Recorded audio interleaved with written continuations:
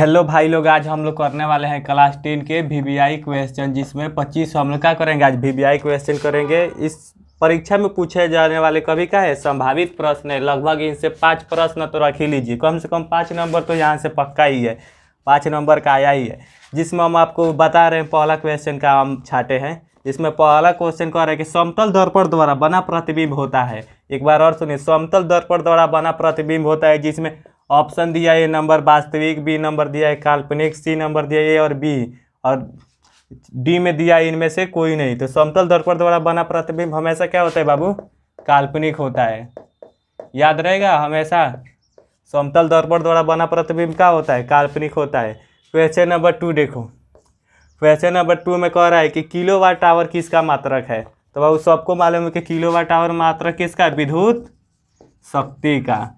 किसका मात्रक है बाबू, किलोवाट आवर विद्युत शक्ति का।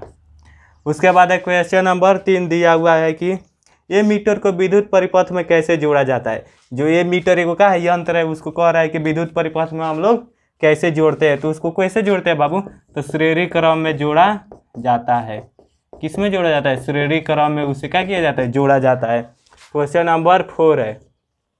4 में पूछा है कि सेल का विद्युत वाहक बल होता है। सेल का विद्युत वाहक का बल होता है बाबू, तो सेल द्वारा इकाई आवेश पर किया गया कार्य। सेल का विद्युत वाहक बल क्या होता है बाबू, सेल द्वारा इकाई आवेश पर क्या होता है, किया गया कार्य। डी 5 नंबर क्वेश्चन का इसमें पूछा गया है कि पृथ्वी पर ऊर्जा का मुख्य स्रोत क्या है। पृथ्वी पर ऊर्जा का मुख्य स्रोत क्या है बाबू, ऑप्शन में दिया हुआ है लकड़ी दिया है, कोयला दिया है, पानी दिया है, सूर्य दिया है।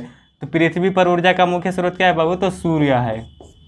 याद रहेगा। क्वेश्चन नंबर 6 में पूछा गया है गोलीय दर्पण में फोकसांतर एवं वक्रता त्रिज्या के बीच कौन सा संबंध होता है। कह रहा है कि गोलीय दर्पण में और फोकसांतर एवं वक्रता त्रिज्या के बीच संबंध होता है। तो क्या होता है बाबू, F बराबर R/2 होता है। सबको याद रहेगा क्या होता है बाबू, F बराबर R/2। 7 नंबर में कह रहा है कि मानव नेत्र में किसी प्रकाश का लेंस नहीं होता है। अवतल लेंस होता है, उत्तल लेंस होता है, उत्तल दर्पण होता है। तो बाबू मानव नेत्र में कौन सा लेंस होता है बाबू, तो उत्तल लेंस होता है। याद रहेगा कौन सा होता है, उत्तल लेंस होता है मानव नेत्र में। उसके बाद 8 नंबर पूछा है कि मानव नेत्र वस्तु का प्रतिबिंब निम्न में से किस भाग पर बनाता है बाबू। तो सबको मालूम है कि मानव नेत्र वस्तु का प्रतिबिंब हमेशा किस पर बनाता है, तो रेटिना पर बनाता है। याद रहेगा। 9 नंबर में पूछा गया है कि विद्युत जनित्र का सिद्धांत आधारित है। तो विद्युत जनित्र का सिद्धांत किस पर आधारित है बाबू, विद्युत धारा के ऊष्मीय प्रभाव पर, प्रेरित विद्युत पर, विद्युत चुंबकीय प्रेरण पर, प्रेरित चुंबकत्व पर। तो विद्युत जनित्र सिद्धांत का आधार किस पर है, तो विद्युत चुंबकीय प्रेरण पर। याद रहेगा बाबू, विद्युत चुंबकीय प्रेरण पर। उसका आगे पूछा गया है 10 नंबर में जीवाश्म ईंधन का उदाहरण है। तो बाबू जीवाश्म ईंधन का उदाहरण क्या है, दिया है कोयला है, लकड़ी है, गोबर गैस है, ये सभी। तो जीवाश्म ईंधन का उदाहरण इसमें कौन है बाबू, तो कोयला। याद रहेगा सबको कि जीवाश्म ईंधन का उदाहरण क्या है, कोयला।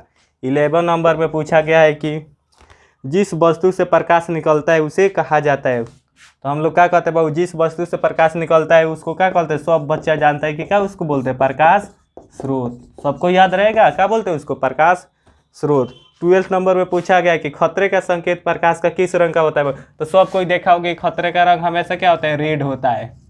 कहीं पर भी देखा होगा कि खतरे का रंग कैसा होता है, हमेशा रेड होता है।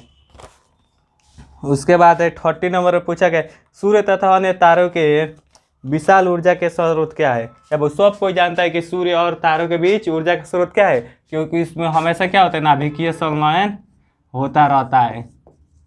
इसका कारण क्या है बाबू, नाभिकीय संलयन। याद रहेगा सबको। सूर्य और तारों के बीच ऊर्जा उत्पन्न होने का मुख्य कारण क्या है, नाभिकीय संलयन। उसके बाद है 14 नंबर में पूछा गया इनमें से कौन सा दर्पण का सूत्र है। तो दर्पण सूत्र क्या होता है बाबू, 1/F बराबर 1/V प्लस 1/U। यही क्या होता है हम लोगों का दर्पण सूत्र। इस सबको मालूम है कि दर्पण सूत्र क्या होता है। उसके बाद पूछा गया है 50 नंबर में टिंडल प्रभाव देखा जा सकता है बाबू। तो टिंडल प्रभाव हमेशा कहाँ देखा जा सकता है, जंगलों में। टिंडल प्रभाव हमको कहाँ देखने को मिलता है बाबू, जंगलों में। बाजार में मिलेगा हमको नहीं मिलेगा, घर में मिलेगा हमको नहीं मिलेगा, कभी भी कहाँ मिलेगा, जंगल में हमें टिंडल प्रभाव देखने को मिलेगा। 16 नंबर में पूछ रहा है कि तारों के टिमटिमाने की व्याख्या किस सिद्धांत पर आधारित है? सब कोई जानता है बाबू, तारे क्यों टिमटिमाते? क्योंकि प्रकाश के अपवर्तन के कारण। तारे क्यों टिमटिमाते हैं बाबू? प्रकाश के अपवर्तन के कारण। याद रहेगा सबको। 70 नंबर में पूछा गया है, सामान्य नेत्र के रेटिना पर बनने वाला प्रतिबिंब कैसा होता है बाबू? तो सामान्य नेत्र पर बनने वाला प्रतिबिंब वास्तविक होता है, सब कोई जानता है। क्या होता है? वास्तविक होता है। और वास्तविक प्रतिबिंब हमेशा कैसा होता है? उल्टा होता है। तो रेटिना पर बनने वाला प्रतिबिंब कैसा होगा? वास्तविक होगा और उल्टा होगा। 80 नंबर में पूछा है, किस उपकरण में धन तथा ऋण का चिन्ह नहीं होता है?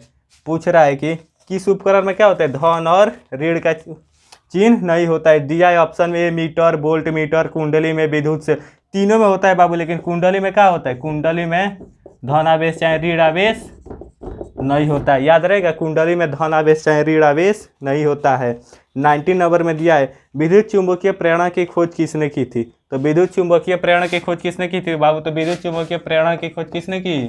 फैराडे ने। सबको याद रहेगा। विद्युत चुंबकीय प्रेरणा की खोज किसने की थी बाबू? फैराडे ने। ऑप्शन में दिया हुआ है। 20 नंबर में पूछा है, चुंबकों के सजातीय ध्रुवों के बीच परस्पर है। जब कोई भी बाबू दो सजातीय का है चुंबक है, तो दो सजातीय चुंबक रहेंगे तो उनके बीच कैसे लगेगा? बल लगेगा, प्रतिकर्षण का बल लगेगा। अलग अलग रहेंगे तो उनके बीच आकर्षण का बल हमेशा लगता है।